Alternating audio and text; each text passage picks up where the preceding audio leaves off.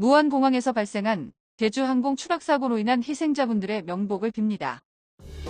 국회에서 한덕수 권한대행에 대한 탄핵 소추가 가결됐다. 10년 만기 국채금리가 7개월 만에 최고치를 기록했다. 원달러 환율이 장중 1,480원을 돌파했다. 오징어 게임 관련주들이 일제히 폭락했다.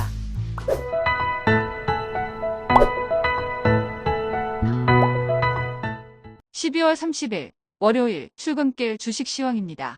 지난 주말 뉴욕 증시는 일제히 하락했다. 다우존스는 333.59포인트 하락한 42,992.21포인트로 마감했으며 S&P 500 지수는 66.75포인트 하락한 5,970.84, 나스닥은 298.33포인트 하락한 19,722.03포인트로 마감했다.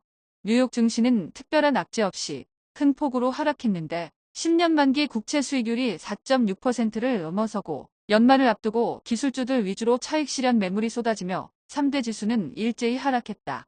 엔비디아가 2% 넘게 하락하고 브로드컴과 마이크론도 1% 넘게 하락한 와중에 ASML과 암홀딩스도 소폭 하락하는 등 AMD를 제외한 모든 종목이 골고루 하락하면서 필라델피아 반도체 지수는 1% 넘게 하락했다. 전기차는 니콜라를 제외하고 일제히 하락했는데 10년 만기 국채 수익률이 5월 이후 최고치를 기록하며 소비시장 위축 우려에 테슬라는 5% 가까이 급락하고 루시드, 리비안도 3% 내외로 급락한 가운데 니콜라는 1% 가까이 상승했지만 큰 의미는 없어 보인다. 10년 만기 국채 수익률은 4.619%로 상승했고 2년 만기 국채 수익률은 4.326%로 하락했다. 원달러 환율은 1,476원으로 상승했고 서부텍사스 중진유는 배럴당 70.6달러로 상승했다. 비트코인은 95,000달러대 초반으로 하락했고 이더리움은 3,400달러 초반대로 상승했다.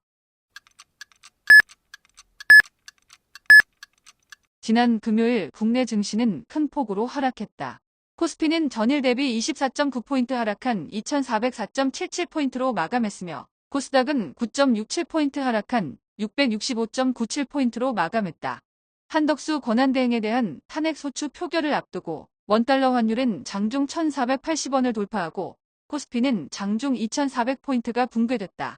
코스피는 외국인과 기관이 동반 매도에 나서며 장중 2,400선이 붕괴됐는데 하이닉스가 2% 이상 급등하고 삼성전자, 한미반도체도 소폭 상승했지만 고려아연이 16% 가까이 폭락하고 LG에너지솔루션과 삼성 SDI를 제외한 2차 전지주가 일제히 하락하며 코스피는 1% 넘게 하락했다.